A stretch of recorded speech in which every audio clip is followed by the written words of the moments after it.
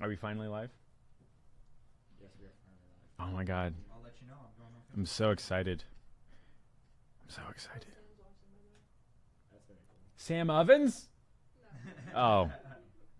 That would have been awesome. Did I get a notification? Oh yeah, look at that. God, man, my arm is fat. Look at that. All right, I'm going to send campaign now. You stream these in your group, right? I hope this is in my group. Yeah, because that would be like... So excited. There we go. So excited. We're going to turn this around so you and I get the chance to see each other. Are we going to look at ourselves? Yeah. Oh, that power cable. How about this? Oh, there goes the light. Yep, you guys are live. Oh, man. Nailed it.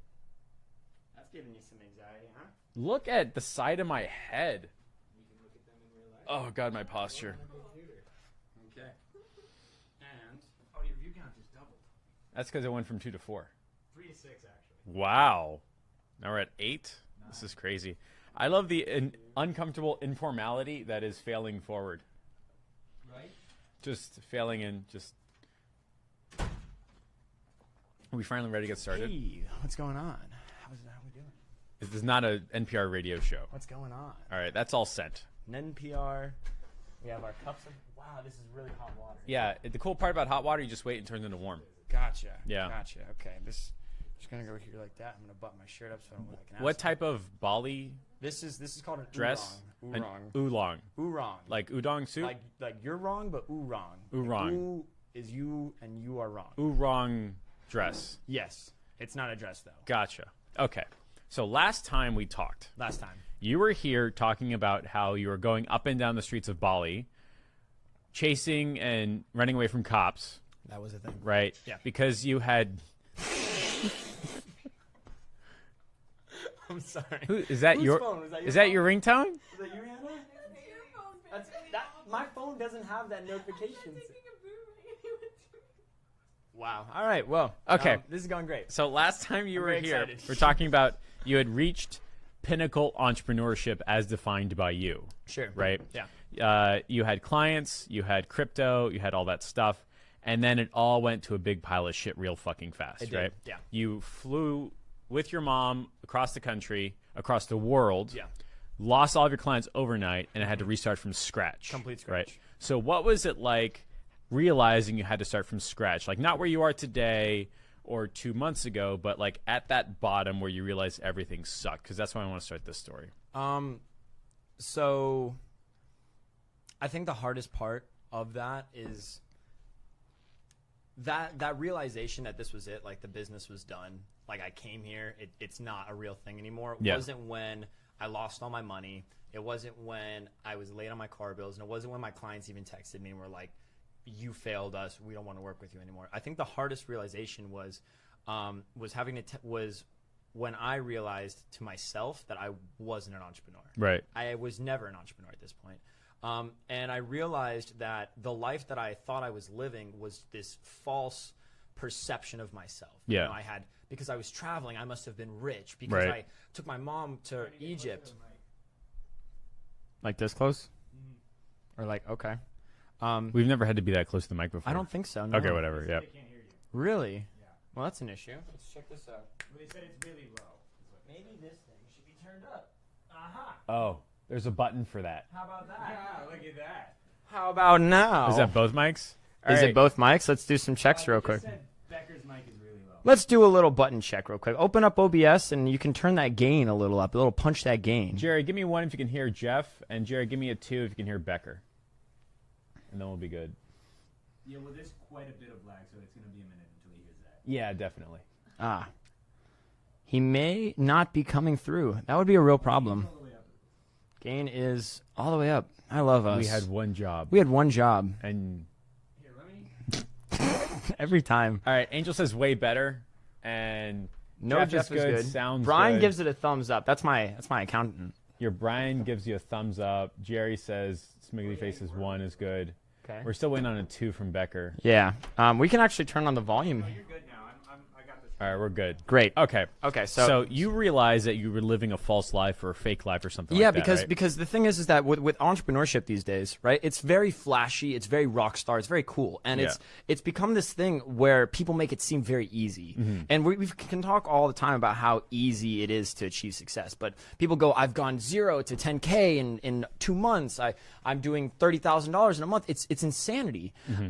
And the difference is that when I did a month like that, because I had Bitcoin assets were fluctuating over, and I was in Bali and I was getting these massages all the time, I thought like, this is what it must feel like to make it. Yeah. I've done it now. I never have to work again. I've made it. I'm officially like, my course is going to drop soon. I'm going to have a Lambo. I'm going to have a hot Russian wife. It's going to be awesome. Yeah. And that didn't happen. And I realized out of everything was that out of everything that I let down, the most important person that I lied to was I lied to myself. Yeah. I lied to myself in that I thought that I was this awesome person, this icon of a man, and this really cool person, and I just wasn't. And Yeah. I also realized that I told a lot of lies to get there. You know, I borrowed cars that weren't mine. I flexed with money that wasn't mine. I made a decent amount of money, but I acted like it was more. It just wasn't real. And I realized that if I ever wanted to be the person that I originally sought out to be, I would need to completely reshape how I thought of myself, Yeah. and how I ran my or how I kind of interacted with other people. And that's why I made that video. Yeah, on YouTube, like with the breakdown, right? The breakdown that says like, "Hey everyone, I've been lying. This is the reality of my life. I'm not a real entrepreneur. Like, this is all the lies I told. This is everything I've done wrong, and I'm really sorry about that. And I'm going to take some time off, and I'm going to kind of figure myself out. I'm going to try to be a better person. This is how I'm going to do it." Yeah. And that video was very scary to make for me, because I really thought everyone was going to come out and be like, "Aha, you suck. I knew it." Yep. But they didn't. And a lot of people, to my surprise, actually said, "I resonate with you. I feel you. Like, I've done these things myself, and with you pointing out that it's maybe not the best way to go about it, maybe I'm doing it wrong too." And that's where I really kind of figured out that maybe I'm not entirely on the wrong. You know, I am just 21 years old. Most of my friends are still in college. Like, most of my friends are still figuring out even how to get their first job. Like, I tried doing something amazing and I didn't, and that's okay. Yeah. But it was cool to see that a lot of other people kind of felt with that. But the hard part was then figuring out, like, what do I do next? Like, how do I actually become a better person? How do I build a real business? And I tried all these different ideas. I thought, oh, I need to pitch more. I need to make more structures. I need to get a mentor. I need to do all these things that every Facebook status told me. And none of them gave me what I needed. Yeah. I made short-term money flipping objects like Gary Vee to pay my car bills. I made a couple sales here and there, but I didn't do anything that made me feel like I was getting any closer to my goal. Gotcha. And that was the last 6 months for me. And did you have a defined goal that was redefined after you broke down, or was it still like a 10K a month? Was it like finally really honestly afford the Lambo, or was it like something internal, or like how did that result or goal change? So after everything kind of went south, the next big thing for me was I didn't care about anything other than I just wanted to get out of debt. Yeah. Like, debt to me was the physical embodiment of my failure. That was success. That was like, if I got out of debt, I've beaten this bad part of my life. Yeah. And that was the first objective. Like, making $10,000 a month, getting a Lambo, doing all those things, that was way down the line now. And I realized that. And being in debt and trying to learn a lot more about my finances and how to handle these things kind of reshape my priorities. Like, I wasn't saying, like, I didn't go out and say, oh, let's go enjoy time now. Like, any money I made, like, immediately went to paying off debt. Yeah. So for me, the number one way to get out of that low zone was saying, like, I was here. My only goal is to pay off debt. And once I've paid off debt, then I can maybe try running a business again. Then maybe I can try playing a little riskier with this whole game. But until I do that, I just need to get out of the hole I buried myself into. Gotcha. And so then you started to try and pitch, right? Yeah. Like, I think you did like 30 pitches and bombed every single one. 17 pitch. 17 pitches, got 0 signs and 0 yeses, right? Yeah. And the worst part was with those pitches is not that I bombed them. I think I did very well in those pitches. And obviously I probably could have done better on each one, but they weren't bad pitches. If anything, they were some of my best pitches. Yeah. I kept just getting no after no. Gotcha. And nothing was working. I was trying to sell ads for local salon shops. I was trying to sell chatbots. I was trying to sell consulting sessions. Nothing was working. Yeah. And I didn't understand why. Was there a big difference between those 17 pitch sessions and how you approached your first $4,000 a month client? A little bit. The main thing is that with those pitch sessions, I knew what the short-term play was. I was like, I'm going to come in, I'm going to sell you a $2,000 package, and it's going to have Facebook ads and a chatbot. Yeah. And I don't know what's going to happen after that. I don't know what's going to happen after the first month. I don't know what I'm going to do for you. All I know is I'm in debt. This is going to help me get out of debt. I don't care really what happens to you after. And that was the really poor mindset I had. Yeah. The difference was... That was powering those 17 pitches. Yes, that was powering those 17 pitches. And then what happened is I actually came in and for this $4,000 deal, I had a really good run the last month. I was flipping these Game of Thrones bottles. Yep, I remember. I was flipping all kinds of things. I made enough money to where I didn't have to worry about my bills for the month, and that kind of gave me a little bit of time to breathe. And I had this opportunity to pitch a major yacht service repair company. Yep. And I was completely terrified. Yeah. I was scared because I was at the end of my rope. Like I had enough money to buy my bills off at the end of the month, but I had no more money after that. I had no more money to flip into capital. I couldn't go any more into debt. Collections was calling me for my car. Yeah. There was all these bad things that were happening. I didn't have another month. So I had it where it was either I was going to land this deal or I was going to go into a 9-to-5 job, where one of the pitches that I made, they were like, we can't bring you on as a marketer, but maybe you can work for us as a 9-to-5. And I had to highly consider that. It was a big deal. One of the 17 pitches was like... One of the 17, yeah. Gotcha. So they were like, we don't want to bring you on as a marketer, but we can give you a job here and see how that works out. Yeah. And that was hard. Yeah. It was really hard to say, like, I thought I was an entrepreneur. I told everyone I was an entrepreneur. I brought my mom to Egypt. I was traveling the world. And now here I am back at a 9-to-5. So I think that was, like, actually your bottom. Yeah? Like, it wasn't admitting that you were living the fake life. It wasn't admitting that you lost all your clients. It was when push came to shove, there wasn't anything left. Yeah. I think that was it. Like the 17 pitches in a row, that was you trying to prove to you that you were an entrepreneur. Mm-hmm. And then when they were like, well, you could work for us, that was it. That was the breaking point. That was like, I got to change how I'm approaching, change everything, or my last straw is getting a job paying me $3,000 a month. And then just watching the dreams fly away. Yeah. And then you approached a yacht company. I did. So what was that conversation like? So that conversation actually came up because my uncle, who recently got out of jail, they were old time jail buddies, and I guess he made an introduction with a pointer, and they said, yeah, we used to do all these videos, and we don't do these videos anymore. And and we're just having some problems. And he was like, hey, you know what? I've got a nephew who's a marketing guy. Why don't I introduce you guys? And I saw this as, oh shit, I'm gonna do $1,000 worth of videos for these guys one time, and it's gonna be awesome. I'm gonna make $1,000. Yeah. Right? This is so cool. I'm gonna last another month. Like, you can eat my ass collections. Yeah. That was awful. I shouldn't have said that on live. But like it was really like I needed to get rid of collections. And so I had this idea. I was like, I'm gonna pitch these guys a video, and then I went to the office and I saw all their whole business model. I was like, oh my god, these guys are doing like easily over $500,000 a month. Yep.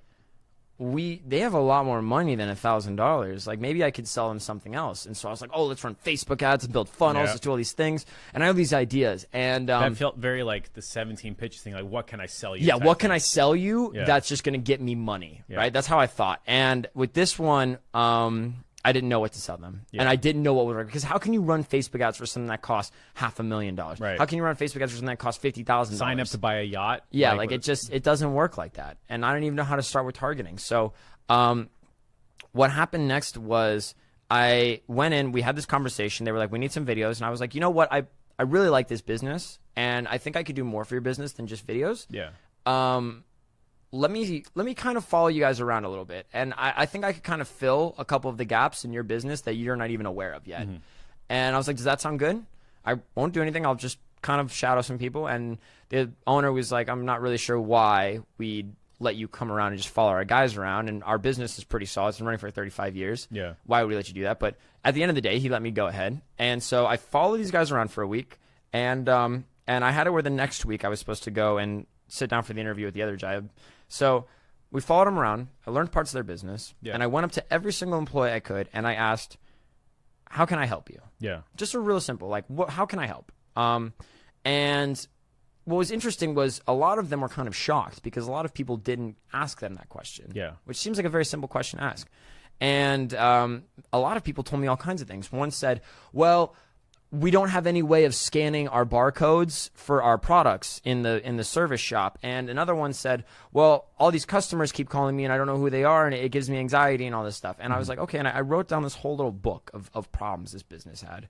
And at the end of the week, I went in and I was like, hey, so I looked at all your employees and it turns out you do have a lot of problems. Would you mind if I shared them with you? And they were like, no, we don't got nothing, but go ahead, lay it on us.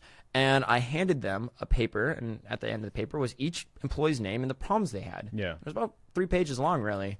And I said, I've done some math, and just my estimates are that these problems are costing you well over hundreds of thousands of dollars a year. So that's, I think, the most pivotal thing someone can take away from this conversation and what your future self can take away from this conversation. Yeah. Because up to this point, you've been trying to sell a chat bot or Facebook. You're trying to sell a thing. Yeah. This is the first time you've ever said, I found problems in your business that are costing you real life money. Yeah. Right? Okay, go on. But I couldn't fix all these things. I'm not a CRM specialist. I'm Right. not all these things, but I still needed money. And one of the main problems I found was that a lot of people said that we are the top in quality, but nobody knows that. Yeah. The way we do things is different, but nobody knows it. So I came to you and I said, I have this business idea. I need to pitch them in a couple days. Yeah. I don't know what I'm going to sell them. And we ended up putting something together and we said, here's what we're going to do. We have it where we're not going to run Facebook ads for these guys. We're not going to run any funnels for these guys. We're not going to do any email marketing. Yeah. We're not going to do anything. The only thing we're going to do is we're going to help them tell their story better. Do they do paint better? Great. We're going to tell more people how they do their paint better. Do they perhaps do fiberglass resin on a boat in a special way that protects the boat painting? Yeah. Perfect. We're going to get that video in front of their audience with no call to action, no steps, nothing for a prospect to do.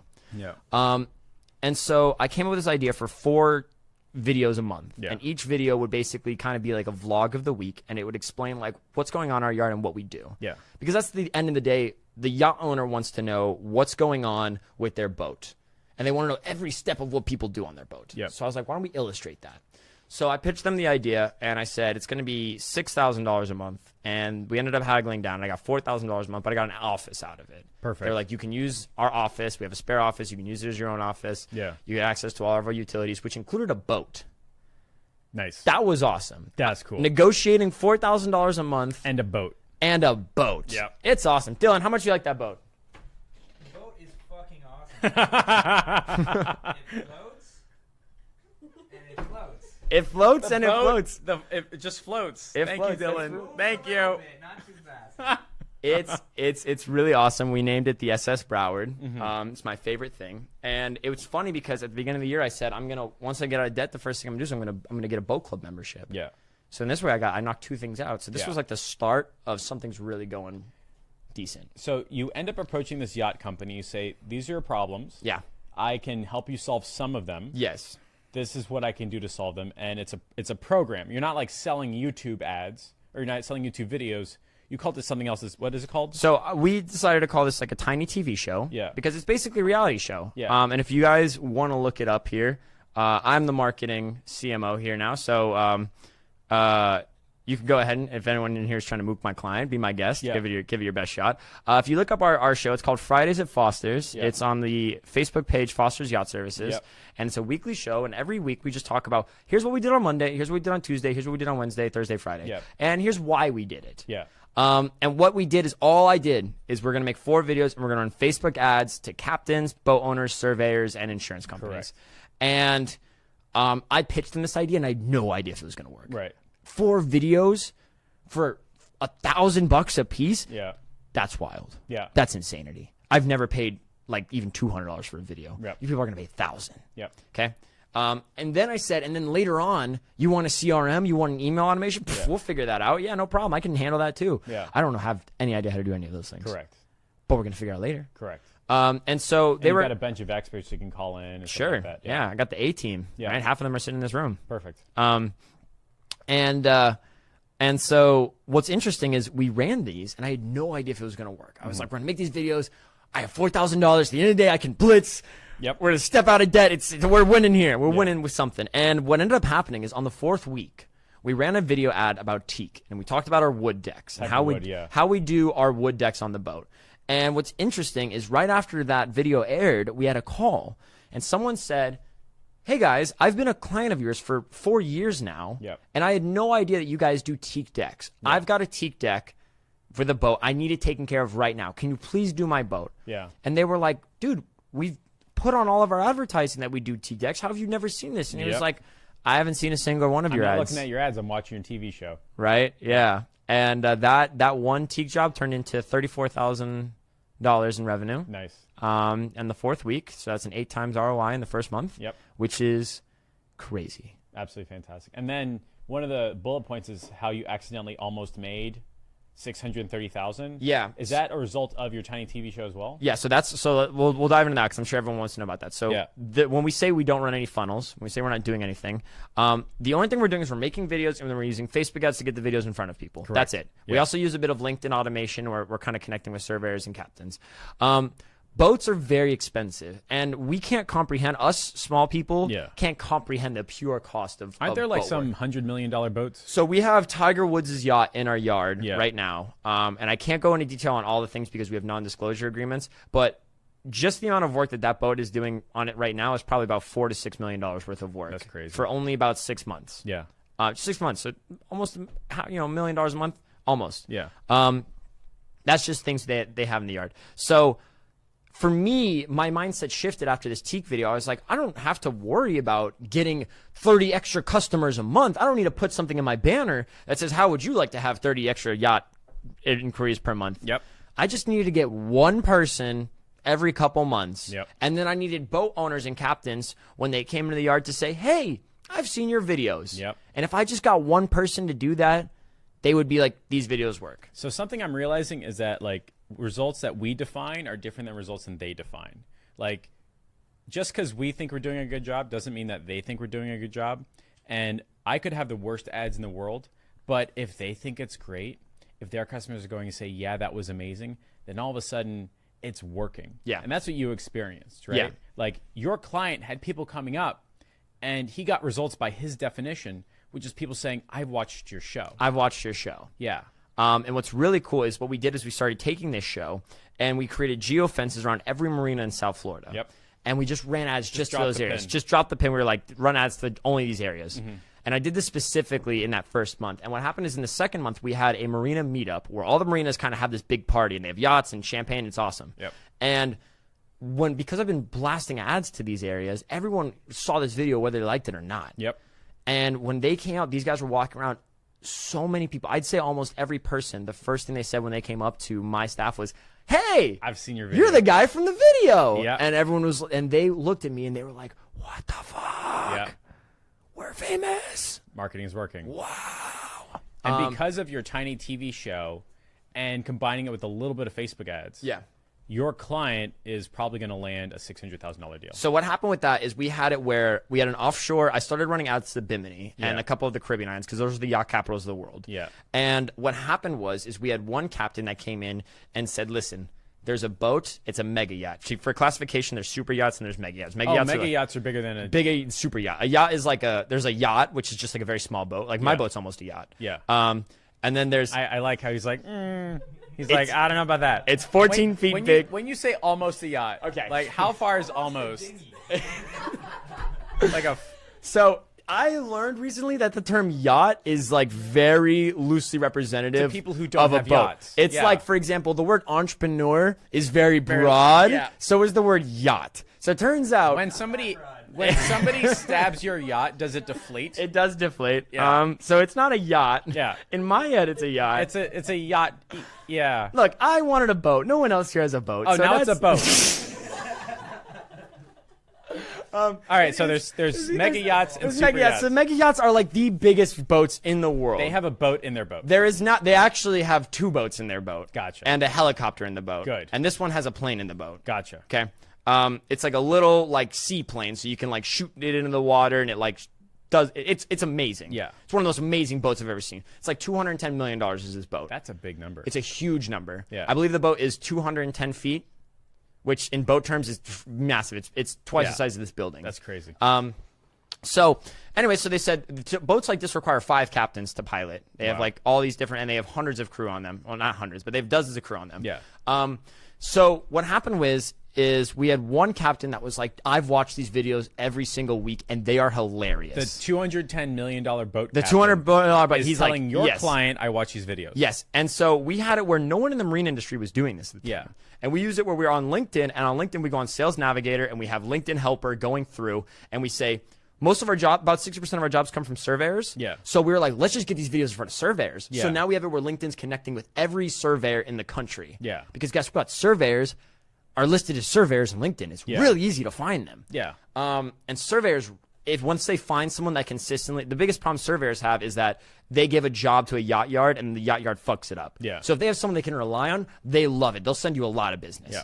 So I was like, I only want surveyors. I'm only going to market to surveyors. Yeah. So we made videos that specifically said, surveyors, check out how we do this and this and this. Yeah. So we made it for one of those surveyors. And coincidentally, we had a captain who was previously a surveyor. Yeah. Which is wild. That's like a very interesting combination. Yeah. And he's apparently on the board of captains for this boat. And what Yeah. happened was he called us in and he said, I've watched your videos every single week. I love the videos. So fucking cool. And he's like, I know you guys are retargeting me and putting them in front of us, but I love them. They're funny. I've watched, and they started calling out the employees' names. Yeah. He knew this video so well. He knew the hosts and everything. So this was awesome.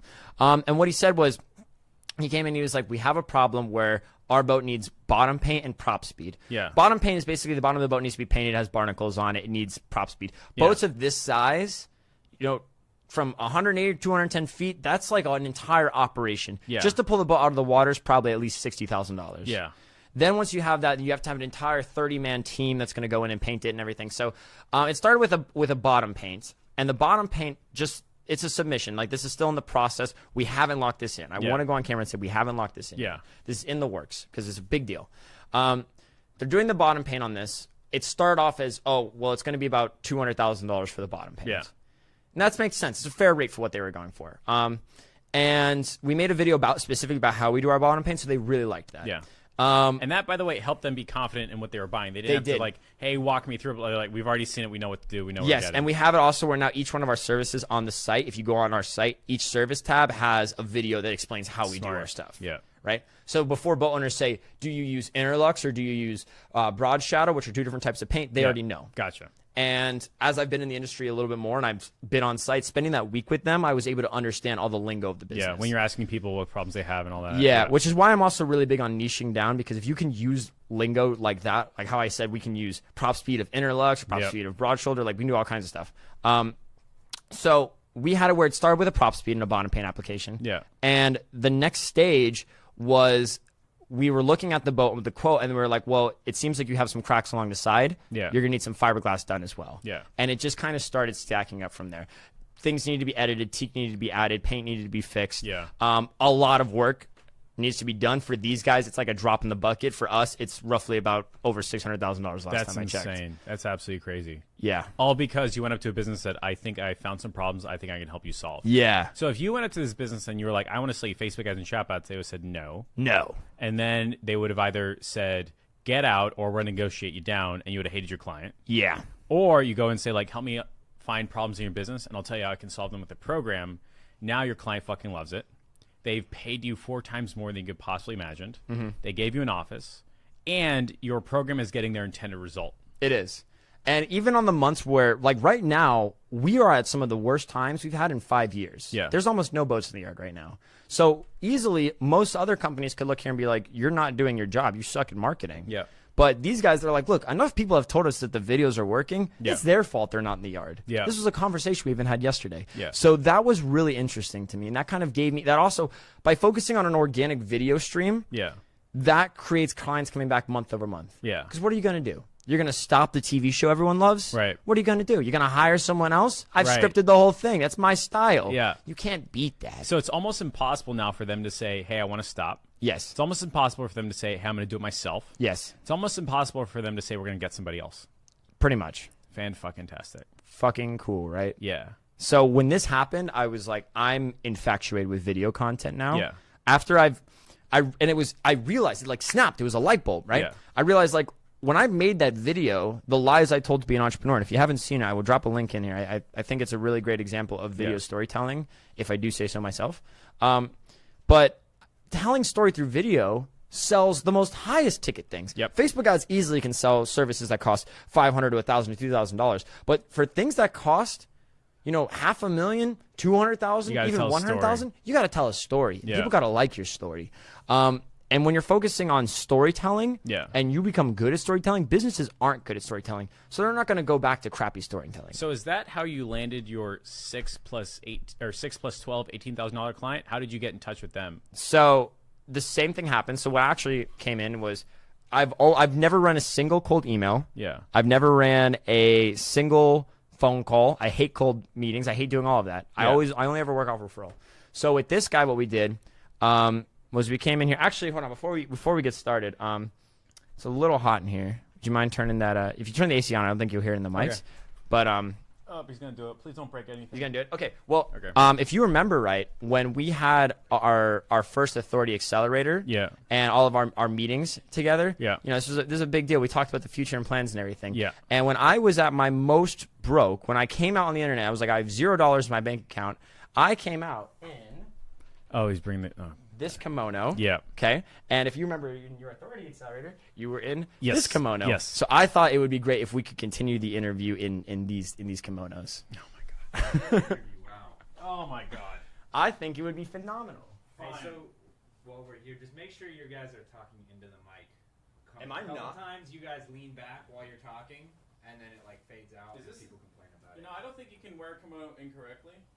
I think. I mean, if it's I think on you, you're good, you're wearing right? it, right? Okay.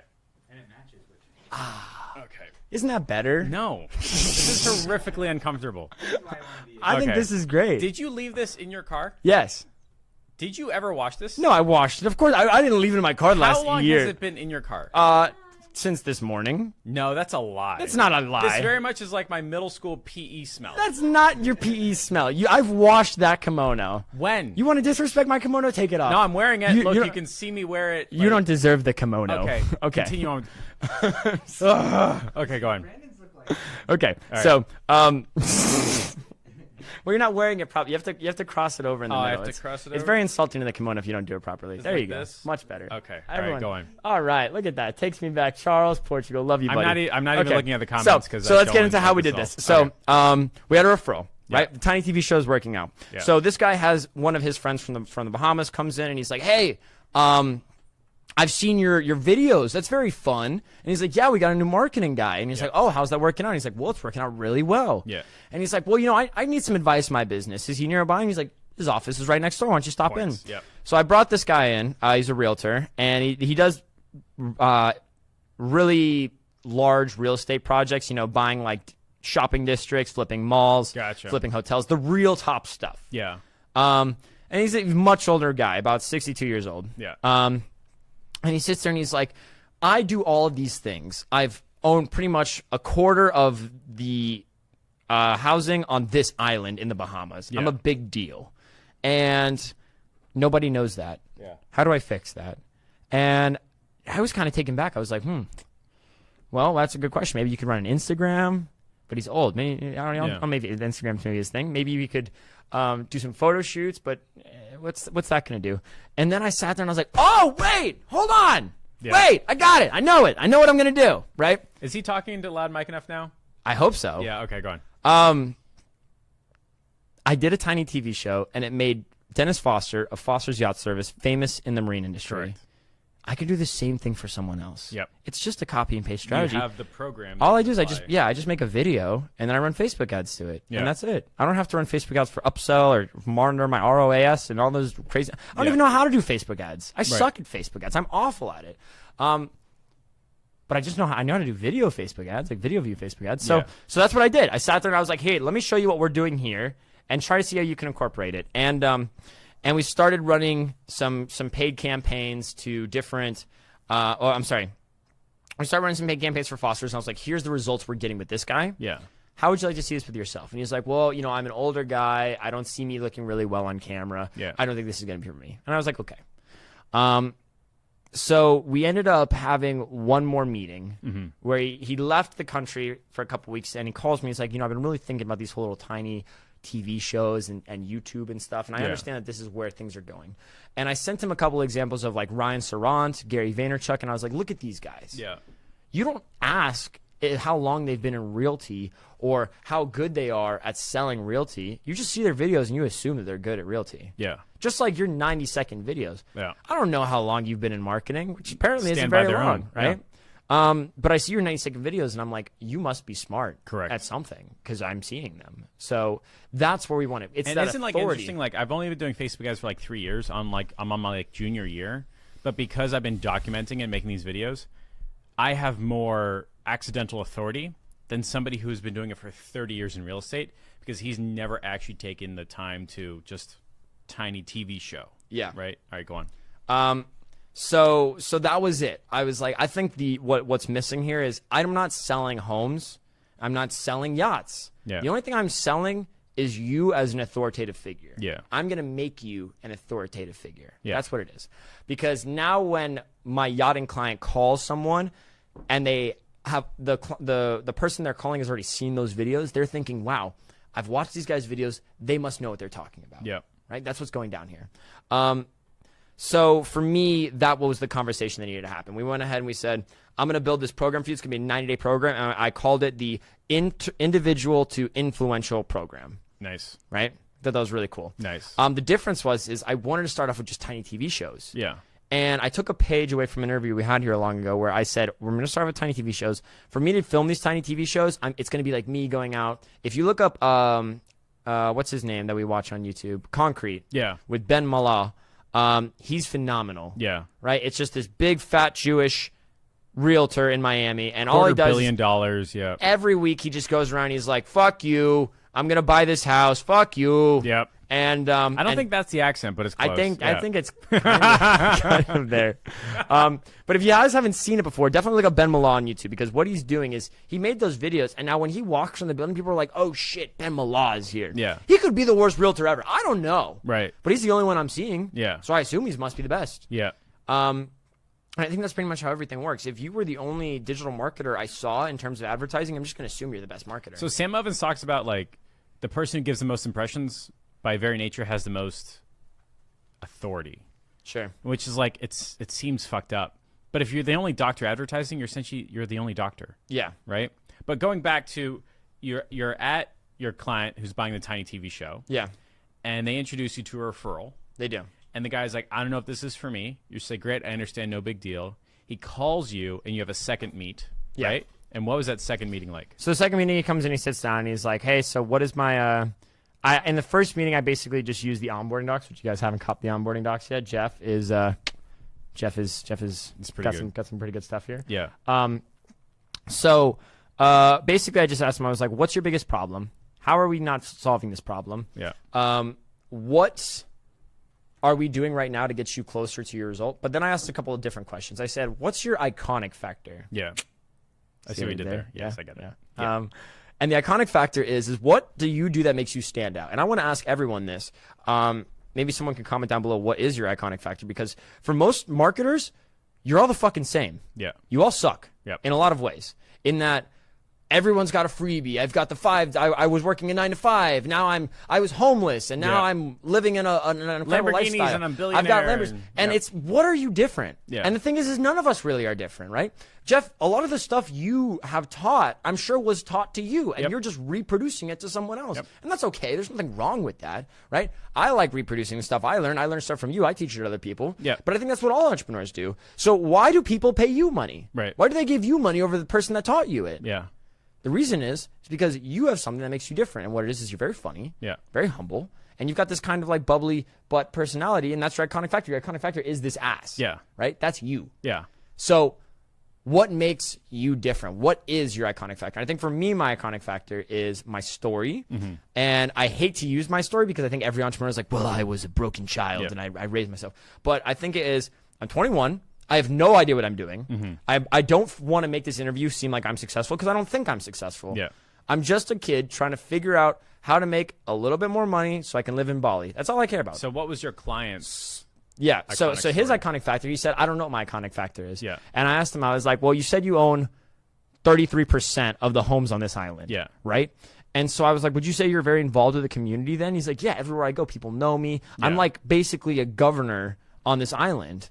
And I was like, well, that's it. People want to see a little insight on what the life of a governor is like. Yeah. If Rick Scott had a vlog, I guarantee I'd probably watch it a couple times. Yeah. If Trump had a vlog, everyone would watch it. Yeah. Right? I want to see what your life is like. If you were like a small-time realtor that wasn't doing much and your day was very boring, I wouldn't want to care. Yeah. But that's his iconic factor. So when I asked him that, I was like, okay, so now we know what your iconic factor is.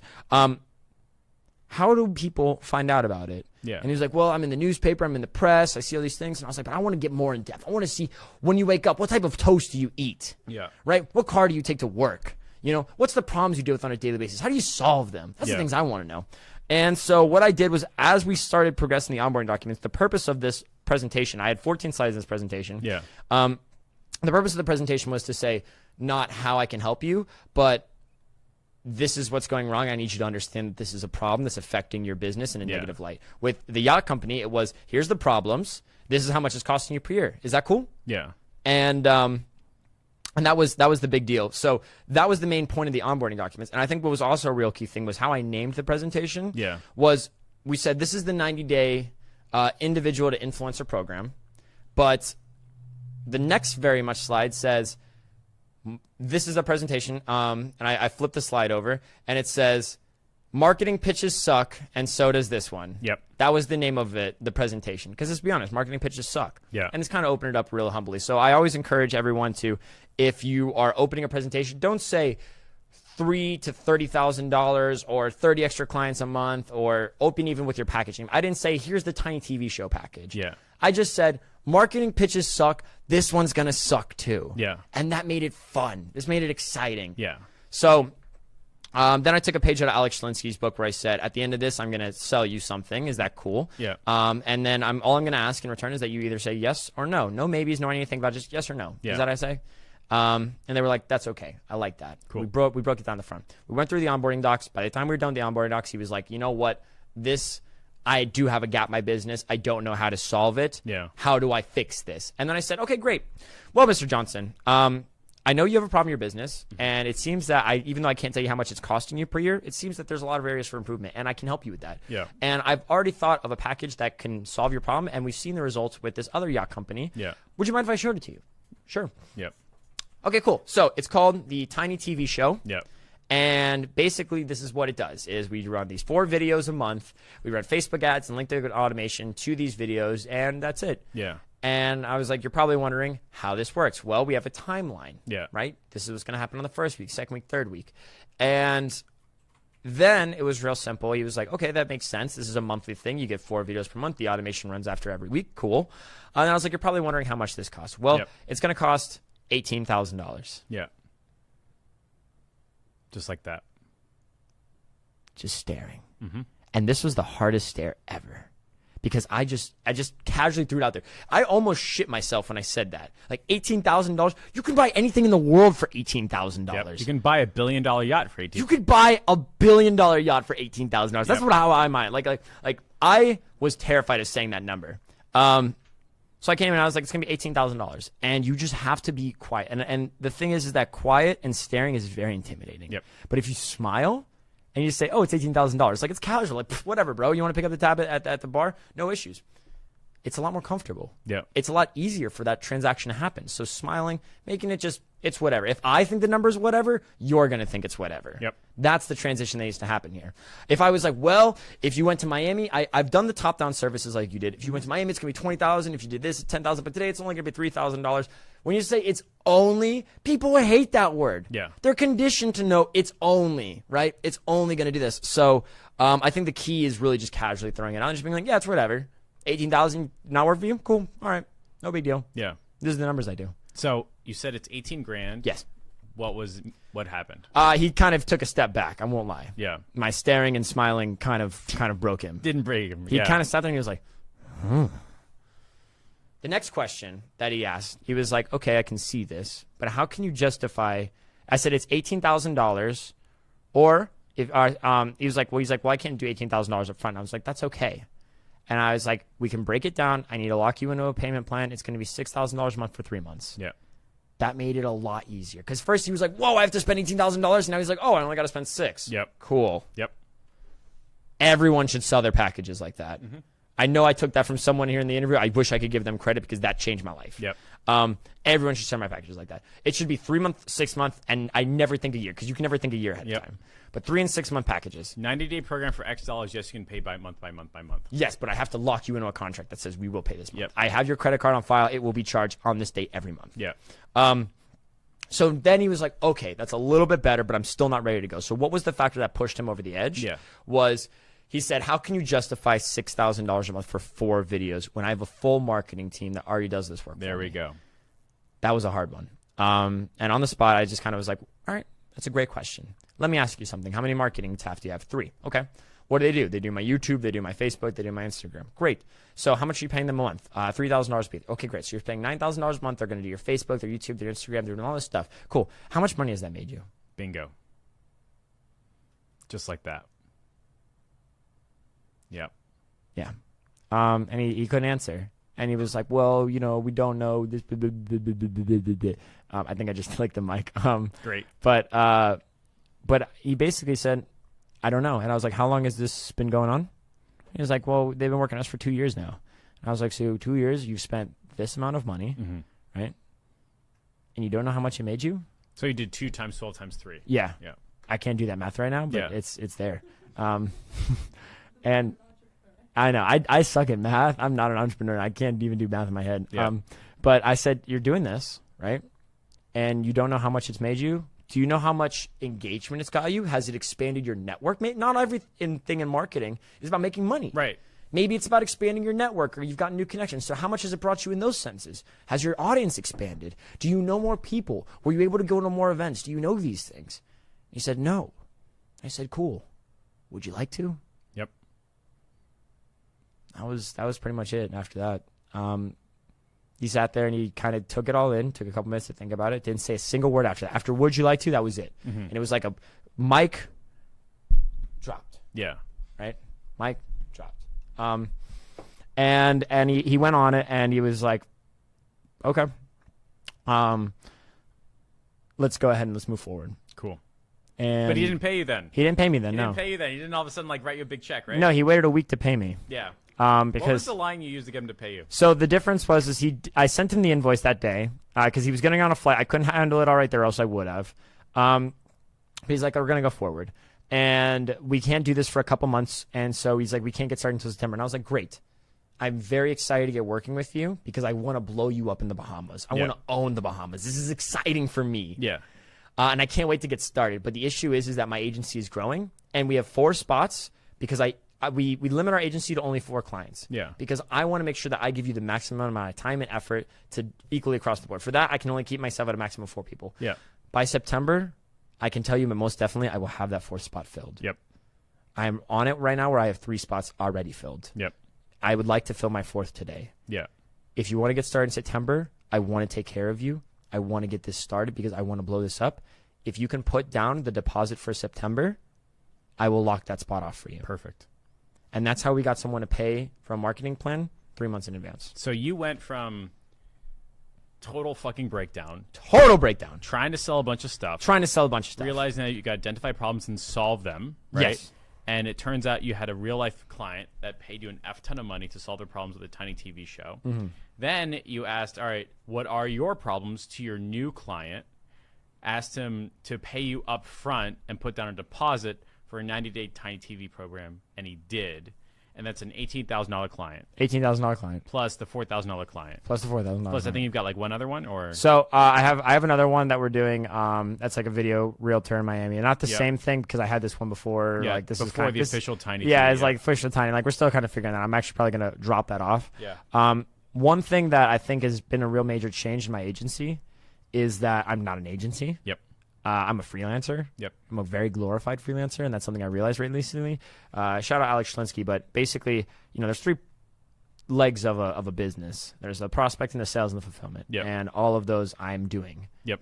And if you're doing all of those here in the group chat, you're also a freelancer. Yep. You're not a business owner. So for me, having a package system, instead of saying, oh, I can do a dentist office, I can do a realtor's office, and I just change the Facebook ads for each one, that's not a package. Yeah. That's not a service that I can say this is exactly what you're going to get and then just redistribute it. Yeah. I have to make that custom for each time.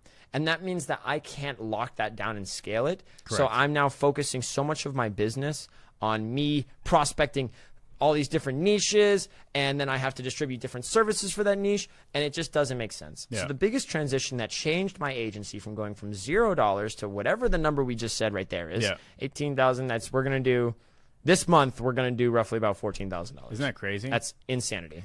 That's a lot of money, Stupid amounts of right? money. Like, that's 14 grand. $14,000. And fundamentally, you went from 0 to 14K yes, because you realize that you have to solve people's problems, solve people's problems. create a program that does that. An exact program. An A exact program that it's one program. You know it works. You know it delivers these results. Yeah. The variables are like how large the results are. Yeah. But the person that it's going to help is it. You need to have your ideal client locked in. Yeah. This is who I'm looking for. This is what they make. This will help exactly these people, and it should be nothing else. Gotcha. But that's how it happened. 0 to 14K like that. Very cool. And I think that's it. I think that's really it. I think the biggest thing to take away from this is yeah, have your package. Yeah. Have your exact package. I don't do any cold traffic. I like to do, if you are interested, and you're having a hard time with retention, I think video marketing is the key. Yep. I think if you made Storytelling through video. storytelling, if you're an agency that only does Facebook ads, great. Bring on a local videographer. Yeah. Say, hey, can you make a vlog for my dentist shop? And just ask your clients, be like, we're going to do this for free. We just want to try it out. We just Yeah. want to see what happens. We're going to run little ads to it, and we're going to do some fun stuff. Yeah. And if we make one piece of content that works really well and people like that content, they're going to renew with you, even if you're not delivering on the other sides of the ROI Yep. of the sales. So I think that video content is going to become really big. Chandler Welling does this a lot. He's got a studio in Tennessee, He's right? got a studio in Tennessee. I think he made a post how like he just signed like $1 million with the clients in a month. in a month. Like that's insane. Insanity numbers. Yeah. And people, when you're he charges delivering, $25K a month. it's ridiculous. Yep. Ridiculous. And it's just video content, organic content. Yeah. Right? Delivering the stories at a certain level, they will never go lower than that. They will never hire another videographer less than me unless Yep. I dramatically fuck up my job. That's the key.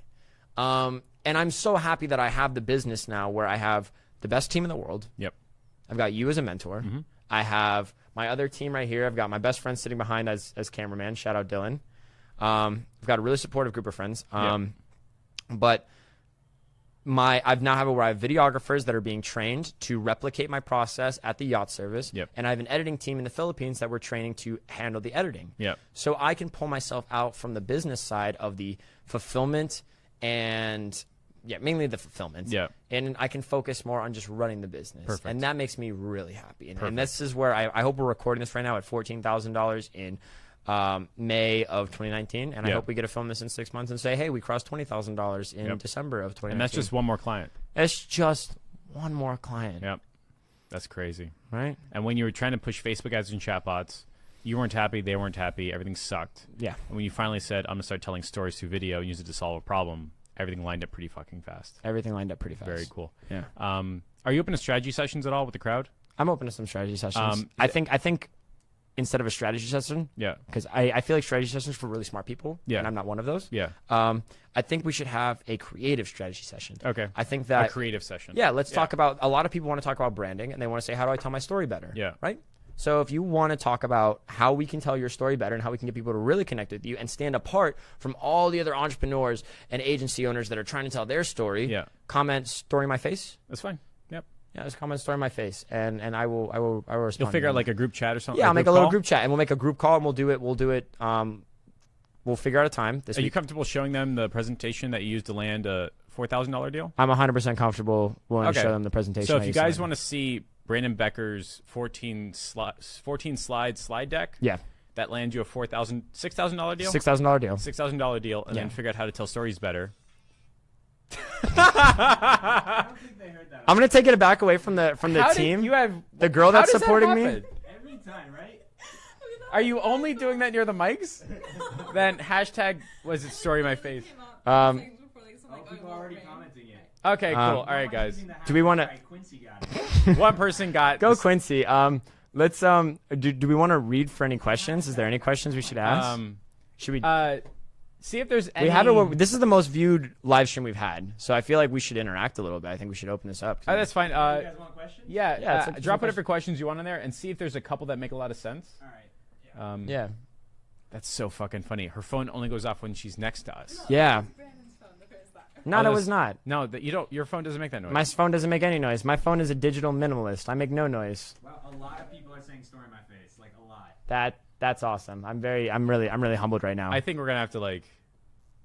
That's a lot. So there is one question. You want to hear it? There's only Uh, one question and Well, somebody. he asked it before we. Even Oh, asked okay. it. Oh, good. Let's do that then. So, Quincy says, since you're already doing the video production work, have you considered cutting them a 30-second ad for cable TV?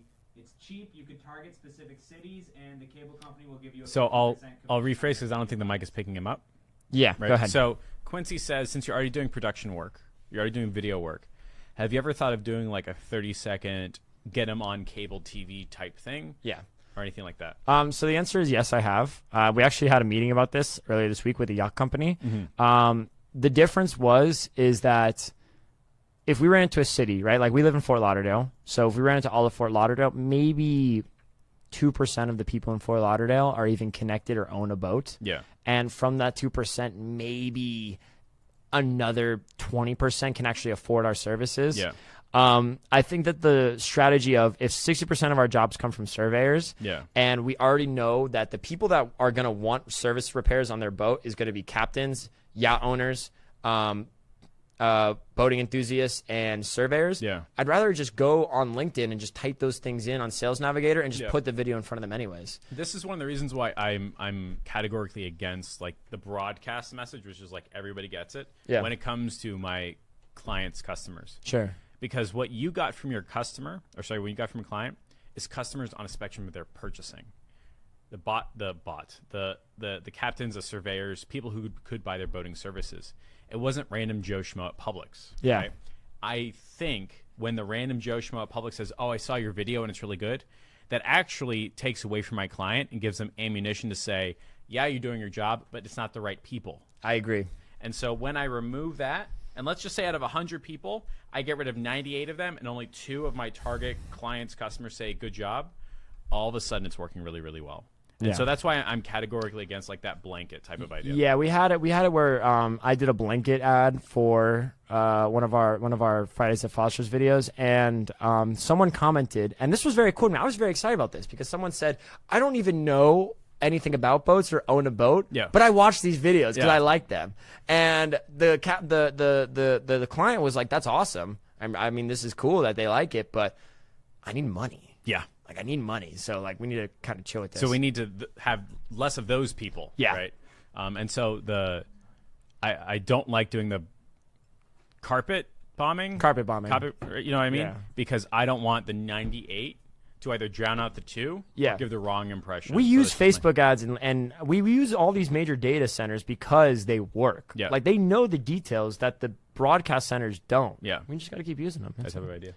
What's next? All right, so this one's gonna go next because it's really quick. What kind of mic are you using? What kind of mic are we using? Oh Jesus, I don't even know. This is a Shure SM7B. The expensive as shit Shure ones. SM7B. These They are like $500 each.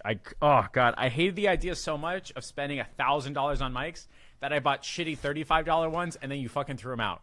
Yeah, you're like, we're not doing this, Jeff. Get them out. Yeah. Whoop. And then this one's from Michael. He's got 2 questions. It's how much of your video strategy depends on the personality of the business owner? And the second one is, are you making videos into ads or running ads to your videos? So, how much of your video strategy depends upon the personality of the owner? That's 100%. Yeah. We do it where I try to make every ad funny. I highly suggest if you want to learn more, Mike, I hope it was Mike, check out Fridays at Foster's on Facebook, and you'll see the personality we put into it. There was one you're doing the Titanic. Yeah, we're doing the Titanic. We have one where this guy's like, we didn't do any work today, and I was bored, so we have the guy go out on the boat and reenact the Titanic scene on a broken boat, and it was hilarious, and everyone loved it. Yeah. People don't want to watch ads. We need personality. We need humor. Yeah. That's why we put the personality into it. You don't watch what's that, Pawn Stars, because you want to see people flip shit. Yeah. You want to see, hey, how are they going to fight with people about what this shit is worth? It's Yeah. exciting. So we need personality. So in our business, obviously not every business owner you're going to have is personality based, and that's okay. I do try to train them in a lot of ways to bring out that personality. Yeah. Not everyone you can do that with, and that's okay too. Not everyone's designed to be on a camera. Yeah. So I just try to find the core people in the business that are very camera enthusiastic or can reach out like that. We forgot the second question. The second question was, are you turning videos into ads or running ads? We run ads to the videos. Yeah. So Jeff re-asked the question so they could hear. yeah, I don't think we can hear it. They can. So are you running ads to videos, or are you creating a video into an ad? I'm running ads to the videos. So you're making a good story-driven video. Yes. Then using that as the ad. Yes. To put in front of surveyors, captains. And Yes. Stuff like that. Gotcha. That's it. That's okay, it. Yeah. Very cool. Yeah. What's next? So what's next? In your Tiny TV show, are there any lead captured forms or call to actions or anything like that? Great question. Any lead capture forms, anything like that? So that was the issue. Okay, so this was actually a real problem we had recently where our website is awful. It's one of the worst websites ever. So I couldn't make it where I could say, go ahead and do something. I couldn't say, hey, here's a freebie or put your information in for a quote either. Yeah. I just couldn't do those things. And we also don't have the luxury of offering people quotes, like free quotes, because we have to send someone out to the boat and inspect it. You can't just call in and be like, hey, I've got a crack. How much? Yeah, Right. it doesn't work like that. So we can't do free quotes either. So what am I supposed to do for lead offers? So the difference is I actually just upsold them. This is great. I'm really glad we asked this question. The issue is that I can't send people to the website because the website sucks. Yeah. So my new call to action had to be go to our website to learn more about this service or to inquire about how you can solve this yourself. Like basically we would say, if you had a fiberglass problem where you have a crack in your boat, it's fixed with fiberglass. Yeah. Okay. And you say, if you want to learn more about how to fix fiberglass in your boats, not have us do it, but just to know, we have a blog on our site. Go check it out.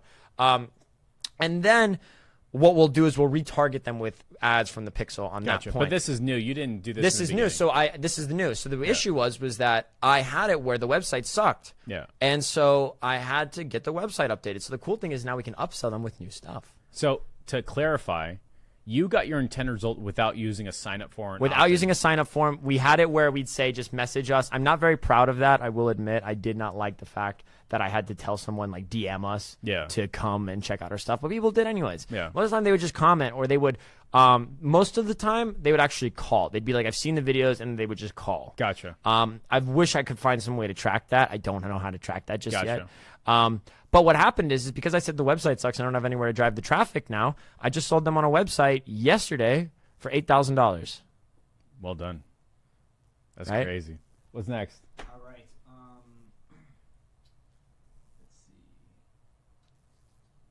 Let's see. Do you offer any type of guarantee, like Jeff offers 30 customer opportunities a month? What type of guarantee do you have, if any? I guarantee 4 videos, and that's it. Yep.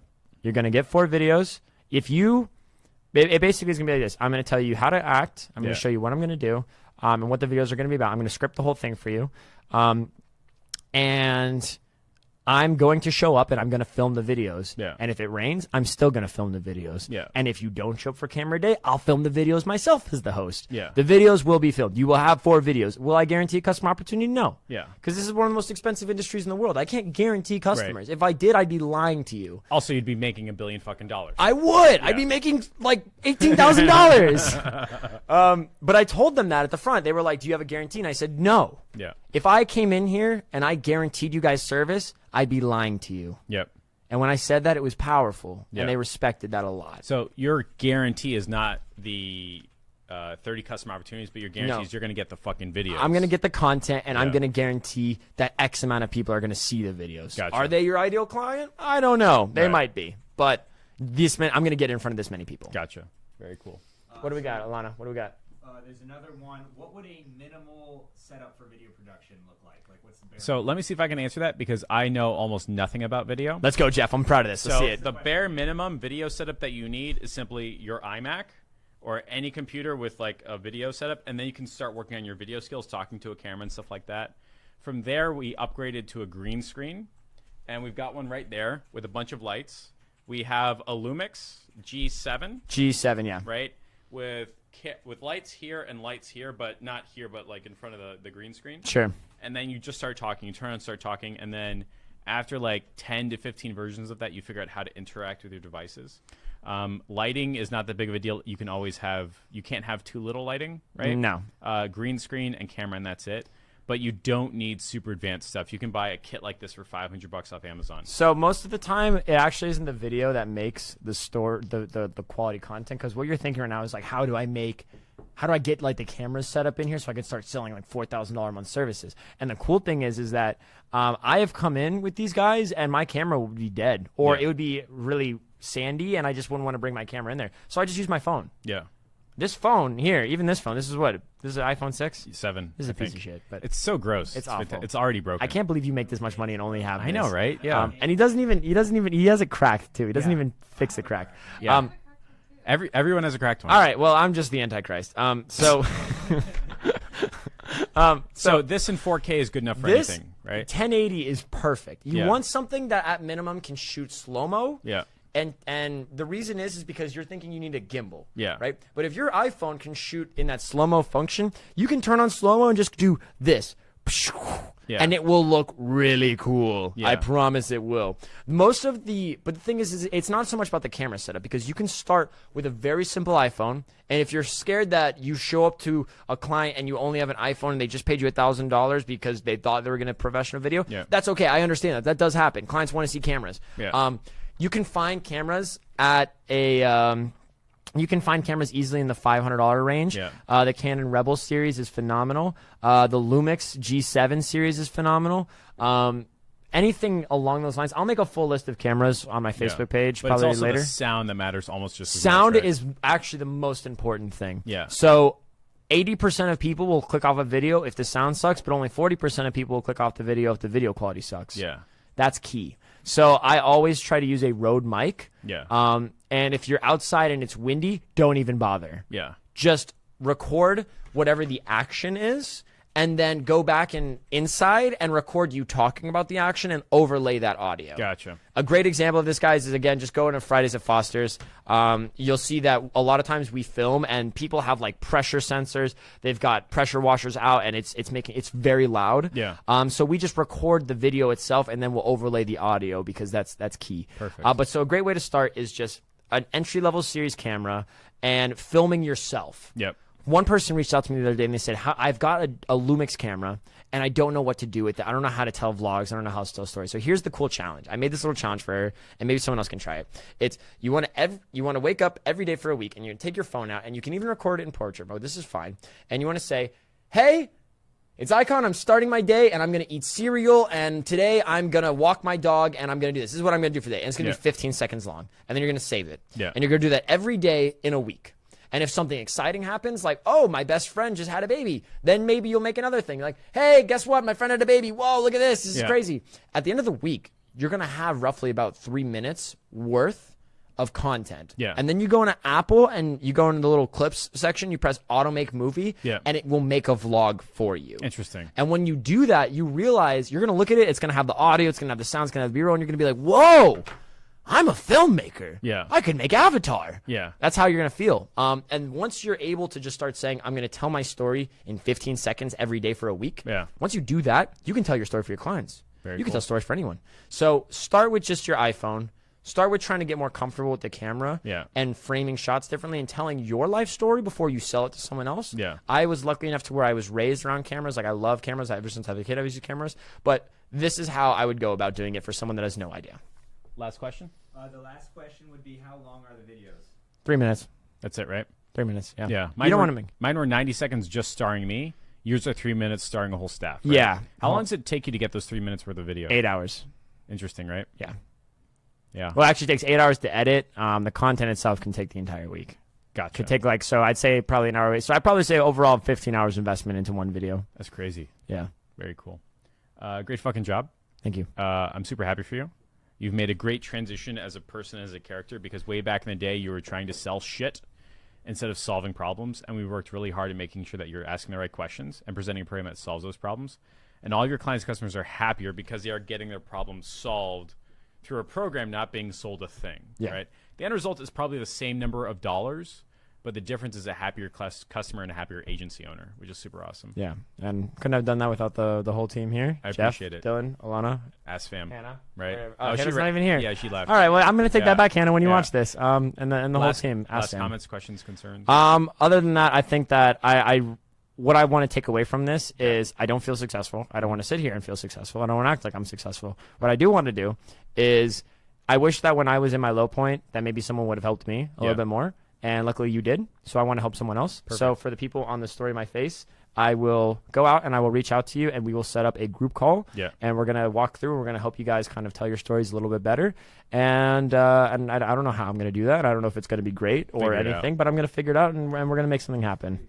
And it's free is free. So I'm very excited for that. And I thank you for having me on the show. Super and happy for you.